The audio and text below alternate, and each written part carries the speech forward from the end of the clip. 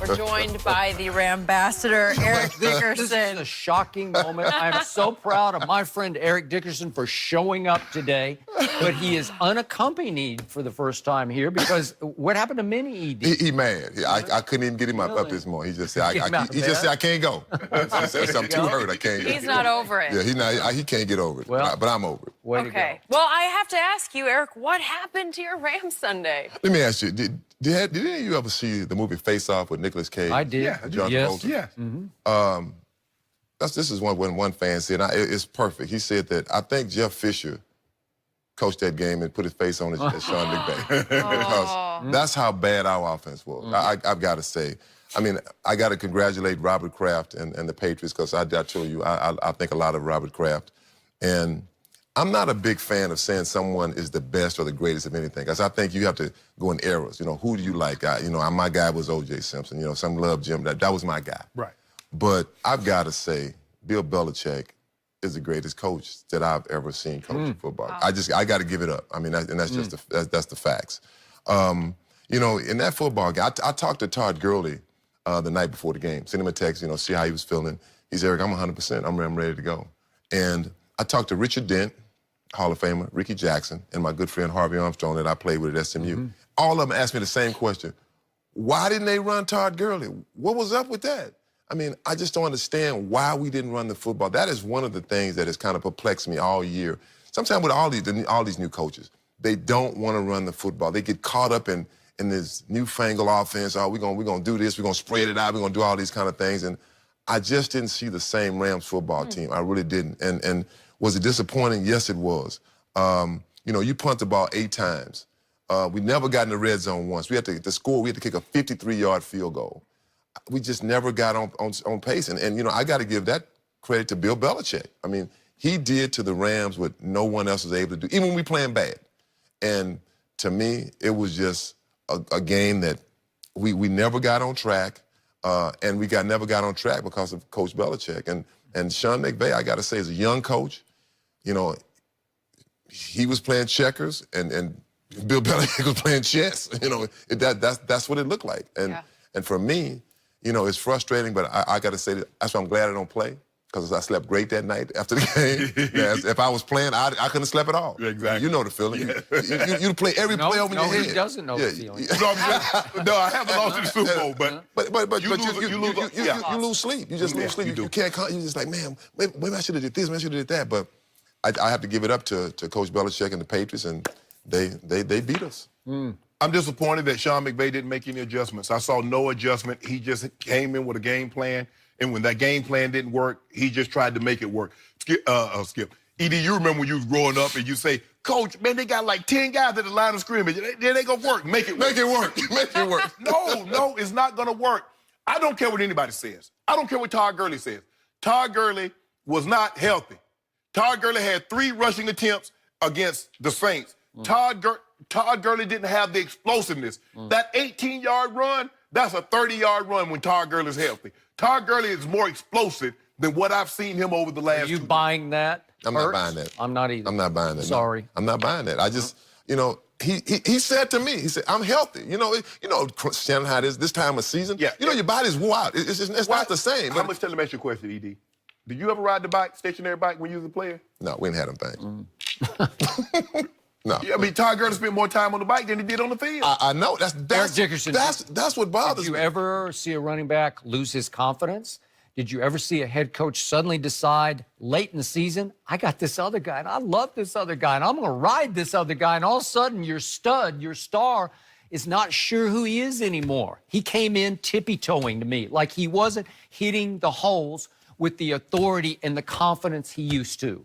And again, maybe he's protecting the injury a little bit, but again, not a great back. Hey, I've seen players lose confidence, but not great players. That one, I don't think he lost confidence. I think that the one thing is sometimes these coaches they want to try this 2-back thing. That's the thing to do. Okay. I got to give the Dallas Cowboys credit. Zeke Elliott, when he's healthy, he's going to carry the ball. That would be like playing LeBron James in 8 minutes of the championship game in Game 7. Yeah. You're like, what's wrong with you?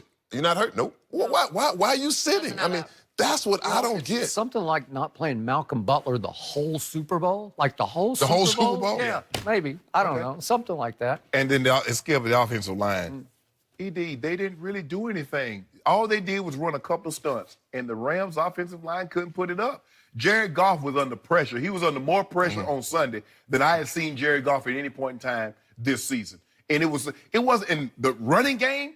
They basically took 5 guys and shut down the running game. They didn't have any run blitz. They weren't crowding the line of scrimmage. They just said, we're going to stop your run with 5 guys up front, 6 guys up front to lead the back end to take away the passing game. And they shut it off. I was so disappointed because the Rams, you were at NFL Honors, the Rams were voted best offensive line in football. They did not look like the best offensive line ED on Sunday. No. Not in the run game and definitely not in the passing game. So I was very disappointed. Maybe the Patriots didn't give them enough tells across the line of scrimmage, right? Remember the Cowboys? Exactly. Let me ask you this. If somebody would have told you, ED, they're going to hold the New England Patriots to 13 points, what would you have said? Oh, we're going to win.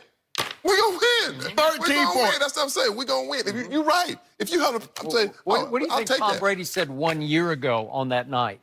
If you told me going into this game, I'm going to score 33 points, we're going to win big in this game, right? Exactly. And Belichick gave up 41. So, is it my turn? It's your turn. Your turn. Mr. Dickerson, I am not going to gloat today. I am not going to rub it in. Yeah, you are. I did try to warn you. I did try to. And the truth is, in the very end, what happened in that football game was you got Brady'd. Everybody gets Brady in the Super Bowl because he's now won 6 of them with 6 fourth quarter overtime game-winning drives. That's astoundingly great. That's all-time clutch, and he did it to you again, albeit against, this is the other part of the equation you left out. Your defensive coordinator was really good in this game. Really good. Woo. Right, really good. He had the goods. He's had Tom Brady's number. He had his number in that 2015, the AFC Championship game. And he had firepower in the middle of his defense and coming off the edges, and he had 2 shutdown corners, and they did a masterful job of containing Tom Brady until it was time. And finally, Tom Brady cracked the code with 4 straight pass plays that just got him. He just found the openings. He got Gronk on Ebukam, and then he got Julian over the middle on an option route, and then he throws it outside to Rex Burkhead, and then he gets Gronk up the seam with, I thought, the signature pass of Tom Brady's postseason career. Because the more I watched the Gronk pass, he had to drop it down the chimney among 3 of your guys. They covered it pretty well. And Gronk made a nice catch, and that was the football game. That was it. It wound up like that. I can't give Bill Belichick nearly as much credit as you guys because I discredit your young head coach. You got to figure that out. And I discredit your young quarterback because I got to tell you, he went deer in headlights in this game. He got overwhelmed by the magnitude. He got off to a rocky start, and he could not get it back. His confidence got shattered in this game.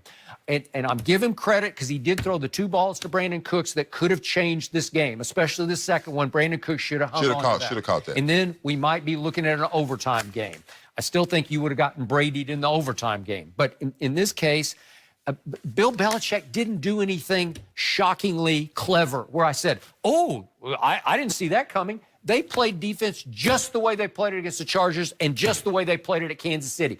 They did mush rush all night. They've been doing it the whole playoffs where they just mill at the line of scrimmage. And they're all standing up, and you're like, well, who's going to do what? Well, you just got to figure it out. And you should have figured it. You had 2 weeks to figure that out. Right. Right? Right. And you're right. They didn't do a lot of run blitzes. They just knew we are not going to let them bounce this outside. And every time Gurley, he bounced, he got 2 of them. One, the holding call really killed you on that one drive. And that was a phantom holding call on John Sullivan. Yeah. But otherwise, they held your run in check. And they put the game back in your young quarterback's hands. And to use your word yesterday, he was garbage, man. He had a long, hard game. And anytime a team that can run the football like the Rams can, you want their quarterback to win it. I'm not letting CJ, I'm not letting Todd Gurley win this game like they did against Dallas. I'm not going to let that happen. If Coach Belichick says, I'm not going to let your best weapons beat me.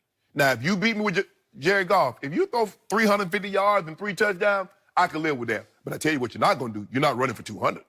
Well, I agree. And to me, we only ran the ball, 17 times. I mean, that's frustrating. I have to give the Patriots credit. The Patriots stuck to their run. Even the one fans, I'm saying, you know what they did? They did when you what they stick to the always run, do. because one thing with the run, it really is. Then the play action really works. We do play action. It wasn't. They're like they're not running the football. You can't run the ball. You getting 1 yard. We're not running. They don't. We never committed to really run the football, and that has been the word with me with Coach McVay. Sometimes he just gets away from it too soon, wants to get too fancy, and to me that hurt us in that football game. What did he do to my Cowboys?